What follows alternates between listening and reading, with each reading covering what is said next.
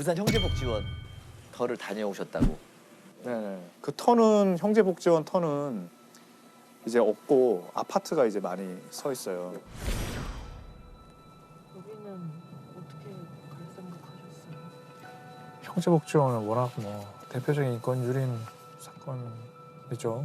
한국판 홀로코스트라는 별명이 있는 사건이니까 범죄라고 하면 이제 제일 먼저 눈에 들어왔죠. 근데 거기 지금 아마 남아있는 게 별로 그렇다면서 좀 흔적이라도 좀 있지 않을까.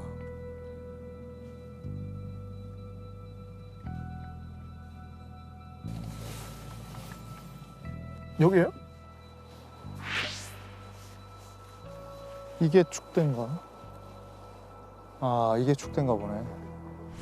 일단 어떤 사건인지 그 간략하게 얘기 좀 해주시죠. 그러니까 형제복지원 사건은 사실 세상에 드러난 게 1987년에 드러났습니다. 80년대 초에 우리가 올림픽하고 아시안게임을 유치했잖아요. 80년대 초에 전두환 정권이 들어서자마자.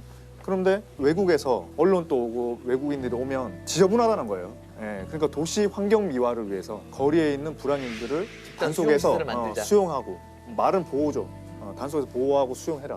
그렇게 해서 이제 그런 지령이 내려오니까 불과 한 열흘 만에 전국 공무원 19,000명이 모여가지고 일제 단속을 벌여서 1,800명 이상을 수용소에 다 넣었어요. 근데 그걸 매번 그렇게 할 수 없으니까 이제는 민간 복지 단체에 보조금을 주면서 잡아들이는 것까지 그렇죠. 할수 있는 잡아들이는 거. 것까지. 야.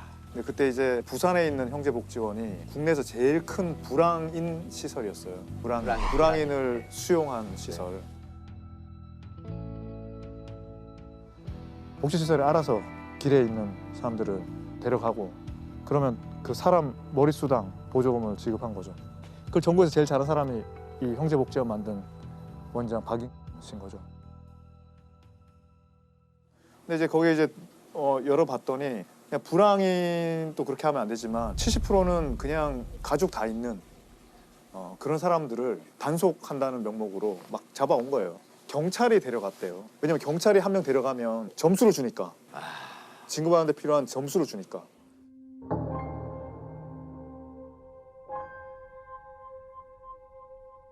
근데 그 중에서 확인된 사망자만 513명 그 안에서. 근데 한번 들어가면 못 나오는 거예요. 그리고 계속 뭐 매일 때리고 강제 노역시키고 뭐 말 안 들으면 때려서 죽이고 도망가려면 때려서 죽이고 죽어도 사람 수당 보조금을 주니까 밖에 그 시체는 돈을 받고 해부용으로 의대에 팔고 뭐 그런 식으로 계속 돈을 축적한 거죠. 좀 어린 애들부터 한 80 거의 노인까지 계속 노동을 시키는 겁니다. 그 회당이 있습니다. 그걸 지으라는 형제복지원 산이요 45도 정도 가는 벽격사예요. 그걸 자갈을 지고 뛰어간다고 생각합니다. 구타는 매일 맞았어요. 안 맞은 날은 없다고 봐요. 누군가는 맞아서 늘 피가 나고 쓰러져가지고 나도 사람 많이 두드려 뵀어. 내가 살기 위해서. 성폭행이라든지 구타라든지 그런 걸 심심찮게 많이 보고 조금 눈을 붙이고 있는데 그 소대장이 이제 성폭행을 했죠. 딴 언니들이 밤에 불리고 가면 사탕 같은 걸 얻어와요. 멍청한 것들이 그 언니가 나가고 언제쯤 온다 시간 그 서 있는 거예요. 그거 얻어 처물려고. 그게 성폭행인 줄 모르고 멍청한 것들이. 할 줄 하는데 막 호래기 소리 나는 게 호래기. 그 낭떠러지 떨어졌는데도 아픈지도 몰라요. 막 죽으라 막 뛰네. 끔찍스러울 정도로 높아요. 뛰내렸다가 다리 완전히 그곳은 정말 지옥과 같은 곳이다.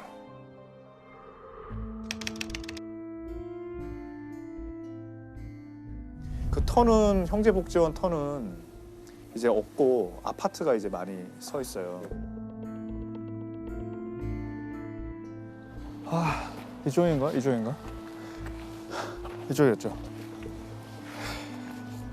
여기예요?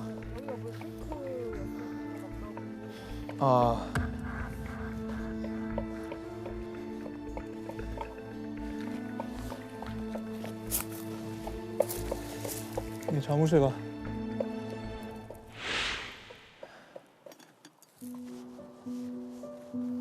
이게 축대인가? 이게 축대인가 보네. 여기 형제복지원 시설이 여기 있었다는 거잖아요.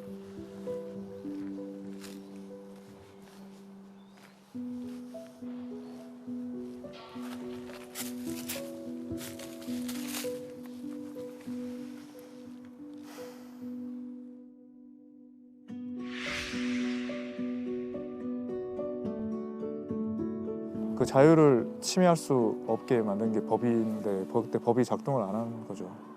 거기 이제 박인 씨라는 분은 그분도 아니지. 하여튼 그 사람이 그때 압수수색 했을 때만 해도 그 현찰이랑 예금 증서가 20억이 넘었대요. 그 박인근 당시? 씨. 네, 그 당시.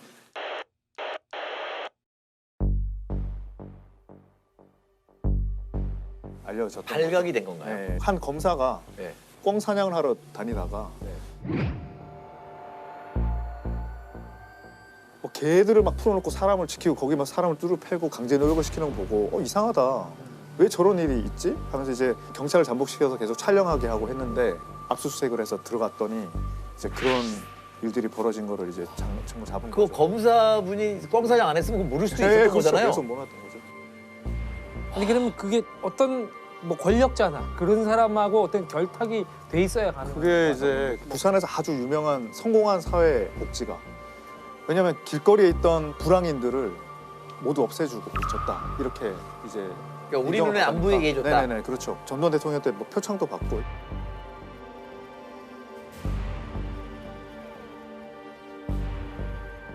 유력 인사였던 거예요. 그렇죠. 완전히 그렇죠. 유력 인사였죠. 숨어서 그런 짓을 한 게 아니고. 그렇죠. 시민들도 좀 이름도 거리가 알고 깨끗해졌으니까.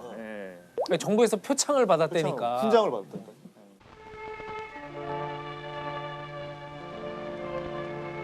박근 원장의 가슴에는 시퍼런 불덩어리가 침. 이것이 바로 원생들의 적금 통장이다. 총 적금액은 1억 3천여만 원. 이렇게 하고도 내가 부정을 할 수 있단 말인가? 이래도 내가 위선자란 말이오? 이래도 내가 사회사업을 빙자해서 부정 축조를 했단 말이오? 어쩌면 원장을 믿어도 괜찮을 것 같다.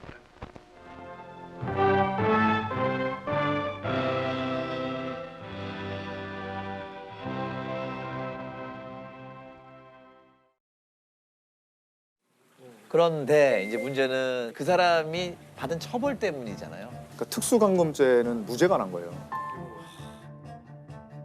특수감금죄라는 거는 감금시켜놓고 가혹행위를 하면 특수감금죄가 되거든요.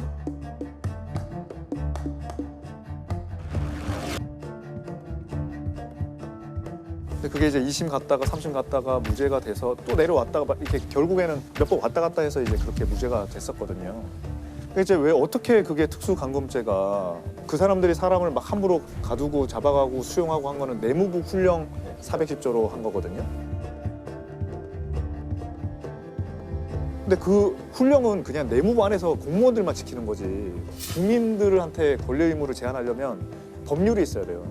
그리고 그렇게 법률이 있어도 사람을 가두는 법률은 영장주의를 지키지 않으면 무효예요. 아무리 법률을 만들어도 판사의 영장 없이 사람을 그렇게 감금할 수가 없어요. 근데 이제 그 다 위헌인 거죠, 위헌. 네, 네. 위헌이고 불법이고 무효인데 근데 정당행위라는 게 있어요. 형법 20조가 정당행위인데 그거는 법령에 의한 행위. 그거는 정당행위예요. 그러니까 그 법령에 의한 행위라는 거죠. 그것 때문에? 예, 대법원은. 근데 그거는 사실 위헌인 법령은 여기 해당되지 않는 거거든요. 근데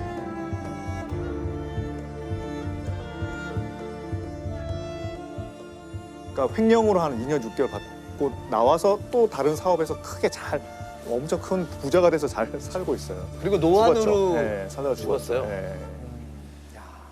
그 판결로 보면은 근데 이 잔혹한 모든 행위들이 해도 되는 일 안에 속해 있다. 그렇지. 횡령만 안 했으면 완전 무죄일 뻔했네. 네, 완전 무죄.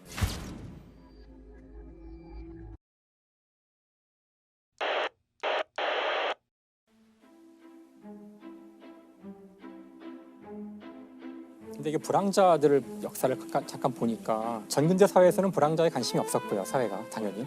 이제 첫 번째로 불황자들 수용소가 생긴 거는 일제 강점기 때래요. 그리고 이제 6.25 끝난 다음에도 이제 불황자들이 대량으로 고아도 많이 생겼고 전쟁 때문에 그때도 아주 안 좋은 일이 많았던 것 같더라고요, 정부죠. 그러니까 사람들이 지지 않을 수도 있는 상황에서 거리에 불황자를 일소시켜주는 건 사실 사람들한테는 환영할 만한 일일 수 있거든요. 비민주적인 일이지만 사람들 마음속엔 두 가지 양가 감정이 있잖아요.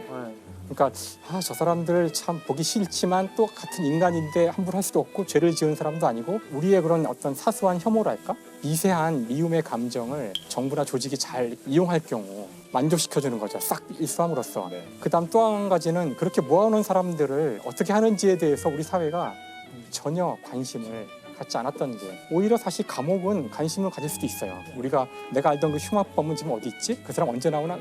우리가 보고 싶지 않았던 하지만 죄를 짓지 않아서 벌을 받을 필요가 없는 사람들인데 그러니까 우리의 무관심의 영역에 있던 사람들이 그렇게 참혹한 일들을 당할 수 있다는 게 이번에 그 일에 저는 교훈이라고 생각해서 어떻게 보면 이게 진짜 이 사회의 문제가 아닌가. 제가 거의 가신다는 얘기를 듣고서 지난주에 그 형제복지원에서 9살 때 끌려가서 9살 때 3년 동안 그 지옥 같은 고생을 하시고 그래서 그분이 이제 쓰신 책이에요. 거기 희생자죠.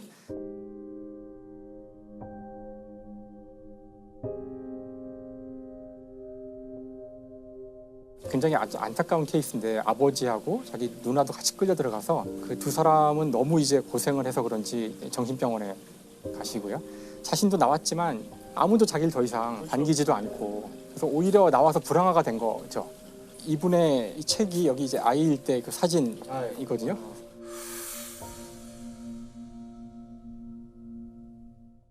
그래서 이 책을 이제 읽어보려고 하는데 너무 많이 아파서 84년도에 9살이면 우리보다 더 젊은 분인데 그래서 너무 마음이 아파서 읽다가 뒤에 그림도 있어요. 본인이 이제 말로 다 못다한 거는 이제 그림도 막 그리고 했는데 제가 이 마지막 구절을 같이 이제 보면 좋을 것 같아요. 이 마지막 구절이 지금 이 글을 쓰고 있는 나는 겉모습은 37살의 아저씨지만 내면은 그게 아닌 것 같다.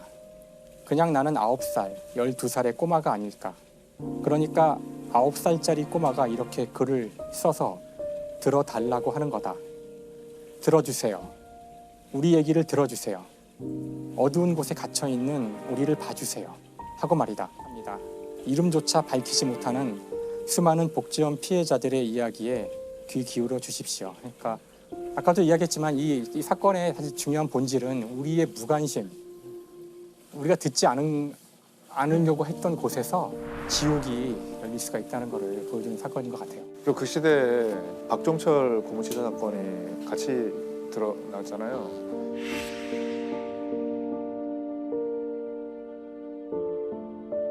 그거는 사실 서울대생 박종철 고문치사 사건이 이렇게 계속 이렇게 이야기가 됐고 저기는 513명이나 죽었는데 확인된 것만. 아니 그 사람들이 대학생이고 그랬으면은 이렇게 안 묻혔죠.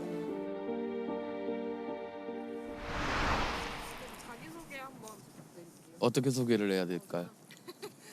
저는 1976년 8월 17일생이고 형제복지원에서 생활했고 지금 살아있는 생존자 피해 생존자 대표 한종선입니다. 형제복지원이 어떤 곳이었냐라고 이야기하면은 딱 하나는 지옥이라고밖에 말을 못할 것 같아요. 그래서 저희 누나와 아버지 같은 경우에는 지금도 정신병원에 있고요.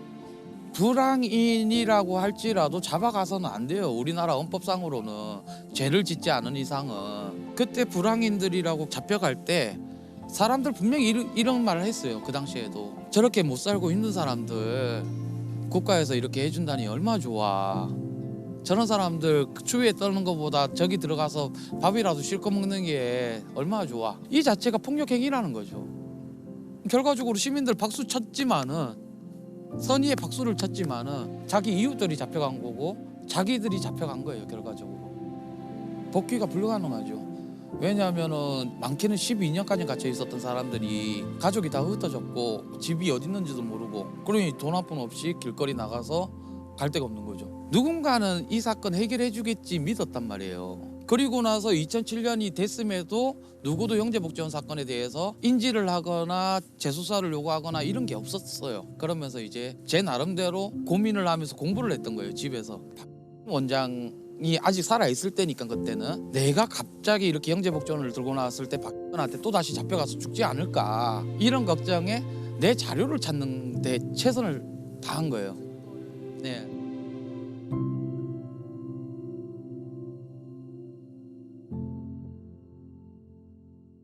(2018년에) 법무부에서 그 검찰 과거사위원회를 이제 꾸려서 몇 가지 사건을 이제 다시 한번 검토해 보라고 했는데 그 검찰 과거사위원회에서 이거는 국가가 책임 있는 거다.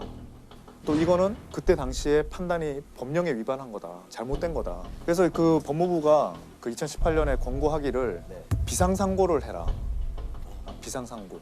그러니까 비상상고라는 말이 아마 되게 생소하실 거예요. 통상적이지 않다는 거예요. 오로지 검찰총장만 할 수 있어요. 그것도 대법원에만. 네, 아주 특별한 그거죠. 비상상고는 그냥 개인의 어떤 권리를 구제하려고 하는 게 아니라 법령에 위반되는 판결을 계속 놔두면 법령 시스템이 혼탁해지잖아요. 네. 그러니까 그걸 고치려고 하는 거예요. 그래서 검찰총장이 2018년에 문무일 검찰총장이 여기 와서 비상상고를 했어요. 네네. 그 얼마 전에 3월 11일 날 대법원에서 난 그게 비상상고에 대한 대법원 판단이 나온 거죠.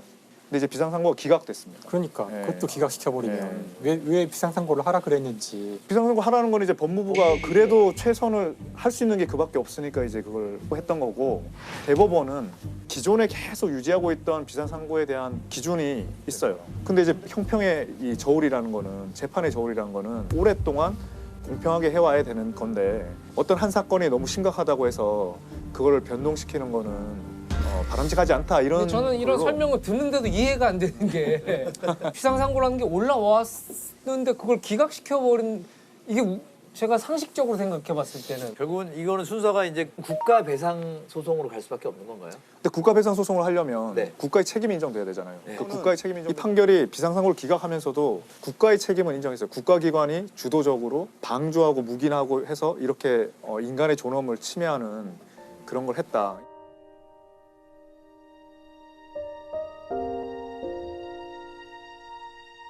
그 판결 이유서가 어떤 사람들은 사탕 발림이다, 자기 대법원 면피하기 위함이다 라고 이야기하겠지만은 선례라는 게 있잖아요.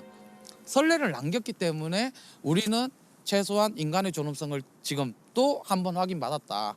인간 취급을 못 받고 우리가 살아왔는데 모든 사람의 인간의 존엄성은 평등하다라는 것을 이야기를 하고 부여해준 부분이 나는 일단 고마운 거예요. 그래서 이제 우리의 싸움은 과거사위원회가 철저하게 조사하냐 못하냐의 싸움인 거예요. 대법원도 고심을 한 것 같아요. 그러니까 판례를 바꿀까도 생각했던 것 같아요. 왜냐하면 전원합의체까지 갔거든요. 근데 약간 절충을 시도했던 것 같아요. 제가 이게 한 번 내린 판결에 대한 그를 되돌리는 것이 불러올 여러 가지를 굉장히 많이 생각하는 것 같아요. 그렇죠. 그게 좀 중요할 그런- 수도 있어요. 예, 예. 그게 무너지면 그거를 좀 위험이라고 생각하는 거 사회에 같고. 위험이 될 수도 있으니까. 근데 법이라는 것이 이제 굉장히 나라마다 보수적인 거죠. 다르겠지만, 예. 법이라는 것 자체가 뭘 하나 딱 그걸 지키자는 거죠. 딱 지키자. 네. 딱 그 법의 속성이라는 것 자체가 그러니까 약간 움직이지 않는 거죠. 유동성이나 뭐 플렉서블한 거보다는 이건 웬만하면 안 변하는 걸로 놔두려고. 심의관님이 아까 그 비상상고에 대한 걸 결정할 수 있는 권한이 있는 저한테는 인정해줬습니다. 왜냐하면 그런 법이나 판례나 그런 기준이라는 거는 대개 동생을 막론하고 어떤 큰 사건 때문에 어떤 사건을 계기로 변하거든요. 그냥 아무 사건도 없이 어느 날 우리 한번 기준을 바꿔볼까? 이렇게는 잘 안 되거든요. 우리가 뭐 국회를 봐도 그렇죠. 뭐 정인입 관련해서도 또 이번에 여러 가지 입법이 되고, 그리고 그 계기로 그 동력으로 법을 통과시켜서 바꿨거든요. 바뀌어가는 거죠. 네네. 근데 하물며 판례도 저는 형제 복지원을 계기로 좋은 기회인데 좀 더 넓히, 그렇죠. 맞아요. 우리가 동력으로 이렇게 막 그 모두가 다 동력으로 동의할 할 수 있는 좋은 건데, 또 언제 또 그런 기회가 올지 맞아요. 모르는데. 근데 그건 또 저의 생각이고, 또 다른 법관들은 이럴 때는 확 넓혔다가 또 줄여야 되는 사정이 생기면 또 줄이고, 그 맨날 이렇게 할 거야? 이런 거죠. 그게 뭔 기준이야? 이렇게 되는 거죠. 근데 고민을 뭐 많이 너무 힘들 것 같아요.